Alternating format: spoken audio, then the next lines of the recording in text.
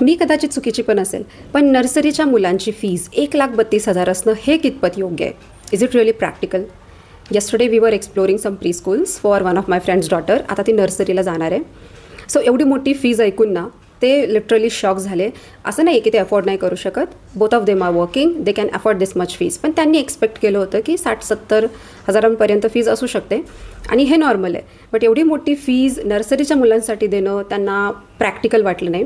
So later on we went into further discussion and then I give them 2 solutions. So first is की एकतर जे 1,32,000 आहे त्यापैकी 1,00,000 तिच्या नावाने फ्युचरसाठी कुठेतरी सेव्ह करा आणि ज्या शाळेची फीज 30-40 हजार असेल चांगली शाळा निवडून तिचं ॲडमिशन करायचं. But as a family, as a parent आपली पण इन्व्हॉल्वमेंट तेवढीच मॅटर करते त्यांच्या अभ्यासामध्ये, त्यांच्या प्रत्येक ॲक्टिव्हिटीमध्ये, ग्रोथमध्ये. सो ॲज अ पेरेंट आपली इन्व्हॉल्वमेंट तिथं ठेवायची.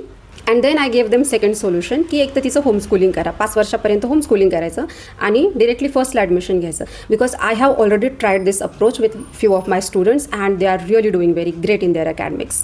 आता तुम्ही मला सांगा, नर्सरीच्या मुलांसाठी एवढी मोठी फीज देणं, इज इट रिअली प्रॅक्टिकल?